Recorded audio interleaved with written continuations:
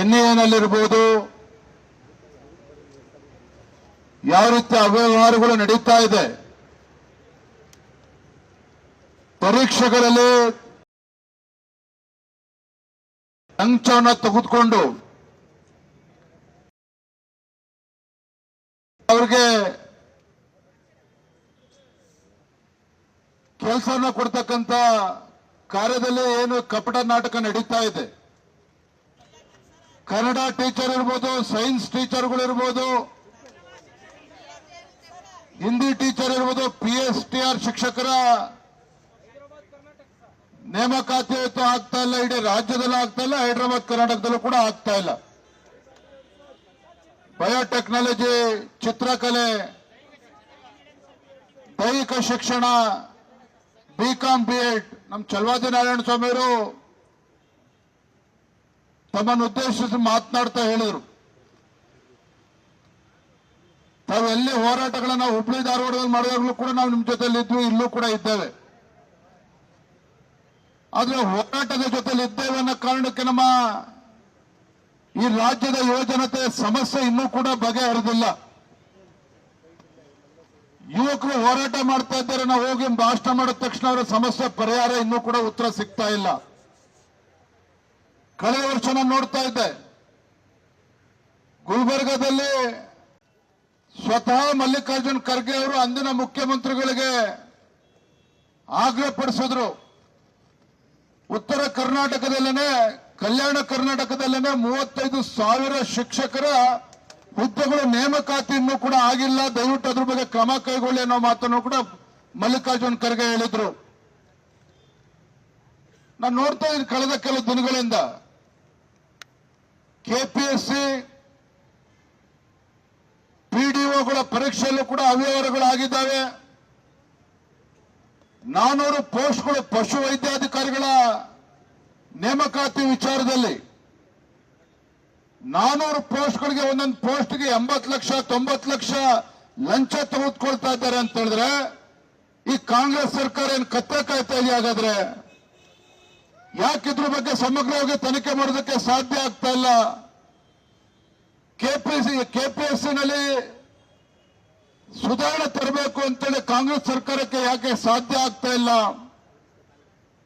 ಅವ್ರಿಗೆ ಸಾಧ್ಯ ಆಗ್ತಾ ಇಲ್ಲ ಸುಧಾರಣೆ ತರೋದಕ್ಕೆ ಕೆಪಿಎಸ್ಸಿ ಅಂತ ಹೇಳಿದ್ರೆ, ನಾನು ವೇದಿಕೆ ಮೂಲಕ ರಾಜ್ಯದ ಮುಖ್ಯಮಂತ್ರಿ ಕೇಳಕ್ಕೆ ಇಚ್ಛೆ ಪಡ್ತೇನೆ. 400 ಪೋಸ್ಟ್ಗಳಿಗೆ 90 ಲಕ್ಷ 80 ಲಕ್ಷ ಅಂತ ಹೇಳಿದ್ರೆ ಸರಿಸುಮಾರು 350 ಕೋಟಿ ರೂಪಾಯಿಗಳಾಯ್ತು ಲಂಚ. ಆ 350 ಕೋಟಿ ಲಂಚ ರಾಜ್ಯ ಸರ್ಕಾರಕ್ಕೆ ಮಾನ್ಯ ಮುಖ್ಯಮಂತ್ರಿಗಳು ಅದ್ರ ಪಾಲು ಎಷ್ಟು ಬಂದಿದೆ ಅನ್ನೋದನ್ನು ಕೂಡ ಇವತ್ತು ಬಹಿರಂಗ ಪಡಿಸಬೇಕಾಗ್ತದೆ ರಾಜ್ಯದ ಮುಖ್ಯಮಂತ್ರಿಗಳು. ಇಲ್ಲ ಅಂತ ಹೇಳಿದ್ರೆ ವಿದ್ಯಾರ್ಥಿ ಜೀವನ ಜೊತೆ ಚೆಲ್ಲಾಟ ಆಡ್ತಾ ಇದ್ದೀರಿ, ವಿದ್ಯಾರ್ಥಿಗಳ ಜೀವನ ಜೊತೆ ಅನ್ಯಾಯವನ್ನು ಮಾಡಿದುಕೊಳ್ತಿದ್ದೀರಿ. ಇದ್ರ ಬಗ್ಗೆ ನೀವು ಸರಿಯಾಗಿ ಕ್ರಮವನ್ನು ಕೈಗೊಳ್ಳಿಲ್ಲ ಅಂದ್ರೆ ಸಿಬಿಐ ತನಿಖೆ ಆಗಬೇಕು ಅಂತ ಹೇಳಿ ನಮ್ಮ ಕಾಂತ್ ಕುಮಾರ್ ಅವರ ಆದಿಯಾಗಿ ತಾವೆಲ್ಲರೂ ಕೂಡ ಒತ್ತಾಯ ಮಾಡ್ತಾ ಇದ್ದಾರೆ. ನೆನ್ನೆ ದಿನ ವಿಪಕ್ಷ ನಾಯಕರು ಕೂಡ ಚೇರ್ಮನ್ ಅವರನ್ನ ಭೇಟಿ ಮಾಡಿ ಸಿಬಿಐ ತನಿಖೆ ಆಗಬೇಕು ಅಂತ ಹೇಳಿ ಆಗ್ರಹಪಡಿಸಿದ್ದಾರೆ. ಕರ್ನಾಟಕ ಪಬ್ಲಿಕ್ ಸರ್ವಿಸ್ ಕಮಿಷನ್ ಯಾವ ರೀತಿ UPSC ಮಾದರಿಯಲ್ಲಿ ಪರೀಕ್ಷೆಗಳು ನಡೀತವೆ ಅದೇ ಮಾದರಿಯಲ್ಲೂ ಕೂಡ ಪರೀಕ್ಷೆ ಮಾಡೋದಕ್ಕೆ ಇಲ್ಲಿ ತಾವು ಸರ್ಕಾರ ಕ್ರಮನ ಕೈಗೊಳ್ಳಬೇಕಾಗ್ತದೆ.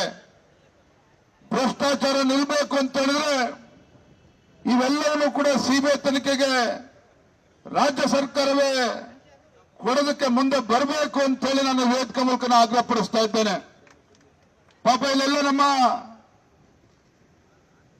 ಗವಾಯಿಗಳ ಒಂದು ಭಾವಚಿತ್ರ ಹಿಡ್ಕೊಂಡು ನಮ್ಮ ಸಂಗೀತ ಬ್ಲೈಂಡ್ರು ಕಣ್ಣಿಲ್ದಕ್ಕಂತರೂ ಕೂಡ ಇಲ್ಲಿ ಕೂತು ಪ್ರತಿಭಟನೆ ಮಾಡ್ತಾ ಇದ್ದಾರೆ. ದುರಂತ ಅಂತ ಹೇಳಿದ್ರೆ ವಿಕಲಚೇತನರಿದ್ದಾರೆ. 15-20 ವರ್ಷ ಆದ್ರೂ ಕೂಡ ಇವತ್ತು ನೇಮಕಾತಿ ಆಗಲ್ಲ ಅಂತ ಹೇಳಿ ಸಂಗೀತ ಟೀಚರ್ಗಳು, 15-20 ವರ್ಷ ಆದ್ರೂ ಕೂಡ ದೈಹಿಕ ಟೀಚರ್ಗಳು ಇವತ್ತು ಅಪಾಯಿಂಟ್ಮೆಂಟ್ ಆಗೋದಿಲ್ಲ ಅಂತ ಹೇಳಿದ್ರೆ ಯಾವ ಗ್ಯಾರಂಟಿಗಳ ಬಗ್ಗೆ ಮಾತನಾಡ್ತಾ ಇದ್ದಾರೆ ನಾವು ರಾಜ್ಯದ ಮುಖ್ಯಮಂತ್ರಿಗಳೇ? ಗ್ಯಾರಂಟಿ ಗ್ಯಾರಂಟಿ ಅಂತ ಹೇಳಿಕೊಂಡು ರಾಜ್ಯದ ಲಕ್ಷಾಂತರ ಮಕ್ಕಳ ಭವಿಷ್ಯದ ಜೊತೆ ಚೆಲ್ಲಾಟ ಆಡ್ತಾ 2.5 ಲಕ್ಷ ಸರ್ಕಾರಿ ಹುದ್ದೆಗಳು ಖಾಲಿ ಇದ್ರೂ ಕೂಡ ಈ ನಾಳೆ ಕಾಂಗ್ರೆಸ್ ಸರ್ಕಾರಕ್ಕೆ ಖಾಲಿ ಹುದ್ದೆ ಭರ್ತಿ ಮಾಡೋದಕ್ಕೆ ಸಾಧ್ಯ ಆಗ್ತಾ ಇಲ್ಲ. 10,000 15,000 ಟೀಚರ್ನ ಇವತ್ತು ನೇಮಕಾತಿ ಮಾಡ್ತೀವಿ ಅಂತ ಹೇಳ್ತಾರೆ. ಗ್ರಾಮೀಣ ಭಾಗದಲ್ಲಿ ಇವತ್ತು ಬಡವರ ಮಕ್ಕಳು, ರೈತರ ಮಕ್ಕಳು ಇವತ್ತು ಶಿಕ್ಷಣದಿಂದ ವಂಚಿತರಾಗ್ತಾ ಇದ್ದಾರೆ. ಒಳ್ಳೆ ಶಿಕ್ಷಣ ಸಿಗ್ತಾ ಇಲ್ಲ ಅವರಿಗೆ. ಕನ್ನಡ ಮಾಧ್ಯಮ ಶಾಲೆಗಳು ಮುಚ್ಚಕ್ಕಂತ ಪರಿಸ್ಥಿತಿ ನಿರ್ಮಾಣ ಆಗಿದೆ. ಈಗ ಖಾಸಗಿ ವ್ಯಕ್ತಿಗಳು ಕೂಡ ಶಾಲೆಗಳನ್ನ ಅಂತೀವಿ ಅಂತೇಳಿ ಅದಕ್ಕೂ ಕೂಡ ಸರ್ಕಾರ ಹೊರಟಿದೆ. ನಾನು ಮಾನ್ಯ ಮುಖ್ಯಮಂತ್ರಿಗಳಿಗೆ ಹೇಳೋದಕ್ಕೆ ಇಷ್ಟಪಡ್ತೇನೆ. ಮಾನ್ಯ ಮುಖ್ಯಮಂತ್ರಿಗಳೇ, ನಿಮ್ಮ ಗ್ಯಾರಂಟಿಗಳು ಒಂದ್ ಕಡೆ ಇರಲಿ. ಲಕ್ಷಾಂತರ ಯುವಕರು ರಾಜ್ಯ ಸರ್ಕಾರದಿಂದ ನ್ಯಾಯ ಸಿಗ್ತದೆ, ಯುವಕರಿಗೆ ಉದ್ಯೋಗ ಸಿಗ್ತದೆ ಅಂತ ಹೇಳಿ ಅವರ ವಯಸ್ಸು ಇವತ್ತು ಮೀರ್ತಾ ಇದೆ. ಇವತ್ತು ಇದರ ನಡುವೆನೂ ಕೂಡ ಇವತ್ತು ಪ್ರತಿಭಟನೆ ಮಾಡ್ತಾ ಇದ್ದಾರೆ ಅಂತ ಹೇಳಿದ್ರೆ ಎಲ್ಲ ಲಕ್ಷಾಂತರ ಯುವಕರ ಒಂದು ಬದುಕಿನ ಗ್ಯಾರಂಟಿಯನ್ನ ರಾಜ್ಯ ಸರ್ಕಾರ ಇವತ್ತು ಕೊಡಬೇಕಾಗ್ತದೆ. ಆ ನಿಟ್ಟಲ್ಲಿ ಕ್ರಮನ ಕೈಗೊಳ್ಳಬೇಕಾಗ್ತದೆ. ನಾನಿವತ್ತು ನಮ್ಮ ವಿಪಕ್ಷ ನಾಯಕರುಗಳು ಕೂಡ ಇಲ್ಲಿದ್ದಾರೆ. ಸದನದ ಹೊರಗಡೆ ತಾವೇನು ಹೋರಾಟ ಮಾಡ್ತಾ ಇದ್ದೀರಿ, ನಿಮ್ಮ ಎಲ್ಲ ಬೇಡಿಕೆಗಳನ್ನ ಸದನದ ಒಳಗಡೆನೂ ಸಹ ವಿಧಾನಸಭೆ ವಿಧಾನ ಪರಿಷತ್ ಎರಡರಲ್ಲೂ ಕೂಡ ಕೇವಲ ಪ್ರಶ್ನೆನ ಕೇಳಿ ಮುಚ್ಚಾಕ್ತಕ್ಕಂಥದ್ದಲ್ಲ. ನಿಮ್ಮ ಪ್ರಶ್ನೆಗಳಿಗೆ ಉತ್ತರ ಸಿಗುವವರೆಗೂ ಕೂಡ ಸದನದಲ್ಲಿ ರಾಜ್ಯ ಸರ್ಕಾರವನ್ನ ಕಿವಿ ಹಿಂಡುವ ಮೂಲಕ ಸದನದಲ್ಲಿ ನಿಮ್ಮೆಲ್ಲರ ಧ್ವನಿಯಾಗಿ ನಾವು ಚರ್ಚೆನ ಮಾಡ್ತೇವೆ. ಅದಕ್ಕೆ ಉತ್ತರವನ್ನು ಕಂಡುಕೊಳ್ತಕ್ಕಂಥ ಕೆಲಸವನ್ನು ನಾವು ಮಾಡ್ತೇವೆ. ನಾವು ಭರವಸೆಯನ್ನು ಕೂಡ ನಾವು ಕೊಡ್ತಾ ಇದ್ದೇನೆ. ನಿಜವಾಗ್ಲೂ ಕೂಡ ನೋವಿನ ಸಂಗತಿ, ಕಳೆದ ಬಾರಿ ಬೆಳಗಾವಿ ಅಧಿವೇಶನ ನಡೀತಾ ಇರಬೇಕಾದ್ರೆ ಇದೇ ನಮ್ಮ ಲಕ್ಷಾಂತರ ಯುವಕರು 2.5 ಲಕ್ಷ ಹುದ್ದೆಗಳೇನಂತ ಭರ್ತಿ ಮಾಡಿ ಅಂತ ಪ್ರತಿಭಟನೆ ಮಾಡ್ತಾ ಇದ್ರೆ ಮುಖ್ಯಮಂತ್ರಿಗಳ ಅಪಾಯಿಂಟ್ಮೆಂಟ್ ಕೇಳಿಕೊಂಡು ನೀವು ಮನವಿ ಮಾಡಿದ್ರಿ.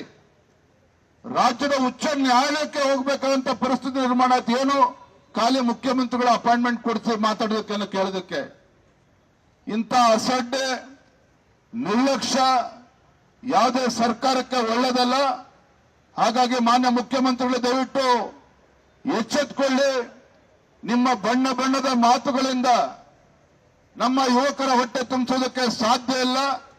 ಅವ್ರು ಎತ್ತಿರ್ತಕ್ಕಂಥ ಪ್ರಶ್ನೆಗಳಿಗೆ ಉತ್ತರನ ಕೊಡಬೇಕು, ಸಮಸ್ಯೆಗೆ ಪರಿಹಾರನ ಕೊಡಬೇಕು ಅನ್ನುವ ಆಗ್ರಹವನ್ನು ಕೂಡ ಇವತ್ತು ಮಾಡ್ತಾ ಸದನದಲ್ಲೂ ಕೂಡ ನಮ್ಮ ಧ್ವನಿಯಾಗಿ ನಾವೆಲ್ಲರೂ ಕೂಡ ಮಾತಾಡ್ತೇವೆ. ಭಾರತೀಯ ಜನತಾ ಪಾರ್ಟಿ ಎಲ್ಲ ಶಾಸಕರು ಒಕ್ಕೊರಲಿನಿಂದ ನಿಮ್ಮ ಧ್ವನಿಯಾಗಿ ನಾವು ಹೋರಾಟವನ್ನು ಮಾಡ್ತೇವೆ ಅನ್ನೋ ಭರವಸೆನ ಕೊಡ್ತಾ ಬಂದಿರತಕ್ಕಂಥ ಎಲ್ಲ ವಿದ್ಯಾರ್ಥಿನಿಯರಿಗೆ, ಎಲ್ಲ ನಮ್ಮ ಯುವಕ ಮಿತ್ರರಿಗೆ, ಪತ್ರಿಕಾ ಹಾಗೂ ಮಾಧ್ಯಮ ಸ್ನೇಹಿತರು ಕೂಡ ವಂದಿಸಿ ನನ್ನ ಮಾತನ್ನು ಮುಗಿಸ್ತಾ ಇದ್ದೇನೆ. ನಮಸ್ಕಾರ, ವಂದನೆಗಳು.